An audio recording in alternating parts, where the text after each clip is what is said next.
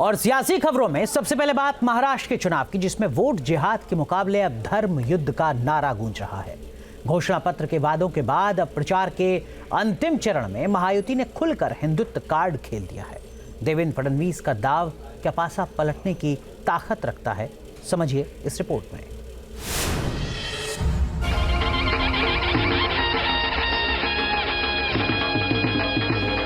एक है तो सेफ है, एक है तो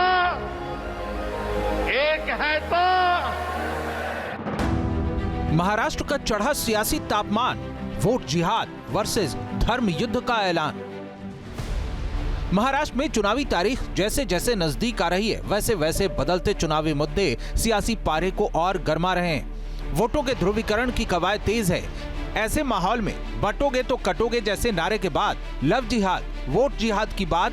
वोट जिहाद करतायत, वोट जिहाद, अरे आमच्या धुळ्याच्या लोकसभेमध्ये अब धर्म युद्ध तक पहुंच गई है। हिंदुत्व के कोर एजेंडे पर चलने वाली बीजेपी ने विपक्ष की अल्पसंख्यक लामबंदी वाली सियासत पर करारा प्रहार करते हुए पहले इसे वोट जिहाद बताया। फिर संभाजी नगर की एक चुनावी सभा में डिप्टी सीएम फडणवीस ने वोट जिहाद के खिलाफ खुलकर धर्म युद्ध का ऐलान भी कर दिया। हम लोगों ने पिछले चुनाव में वोट जिहाद देखा।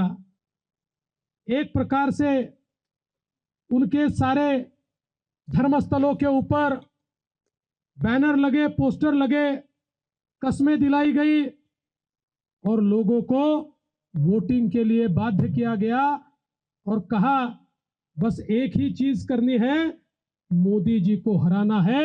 ये कहकर एक वोट जिहाद किया गया। हम लोग थोड़े सोए हुए थे, इसलिए कई जगहों पर हम लोगों को मात खानी पड़ी, लेकिन अब वोट जिहाद का जवाब वोट के धर्म युद्ध से हमको देना है।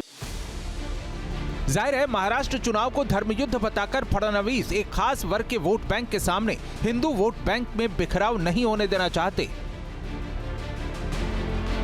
इसके पीछे वजह यह है कि महाराष्ट्र विधानसभा चुनाव में अब ऑल इंडिया उलेमा बोर्ड की भी एंट्री हो चुकी है और बोर्ड ने महाविकास अघाड़ी को समर्थन की पेशकश जिन शर्तों पर की है, उनमें मुस्लिमों को आरक्षण देने और आरएसएस पर प्रतिबंध लगाने जैसी शर्तें शामिल हैं। फडणवीस अल्पसंख्यक वोटों के ऐसे ध्रुवीकरण की कोशिशों को जवाब देना चाहते हैं। ऐसे में अमित शाह ने जब से ऐलान किया है कि चुनाव के बाद महायुति के नेता का फैसला होगा, तब से फडणवीस बेहद उत्साहित हैं। लेकिन उनके धर्म युद्ध वाले बयान पर हैदराबाद वाले भाईजान भड़क गए। उन्होंने ऐसी टिप्पणी को चुनाव आचार संहिता का उल्लंघन करार दिया है। हम इलेक्शन कमीशन ऑफ इंडिया से पूछना चाहते हैं, क्या ये जबान इलेक्शन के कानून के ताबे है या उसके खिलाफ है? इलेक्शन कमीशन ऑफ इंडिया जवाब दो। सुनो देवेंद्र फडणवीस, तुमने कई एमएलएस को खरीद लिया, चोरी कर ली, तो तुमको क्या बोला जाए? डाकू बोला जाए या चोर बोला जाए? असदुद्दीन ओवैसी इस तरह की ललकार से और वोटों के ध्रुवीकरण से महाराष्ट्र में भी सियासी जमीन तलाश रहे हैं। मगर विपक्ष के अल्पसंख्यक वोटों की लामबंदी के बरक्स महायुति के हिंदुत्व कार्ड खेलने से महाराष्ट्र चुनाव हिंदू मुस्लिम सियासत के रंग में रंगती नजर आ रही है। Team news nation.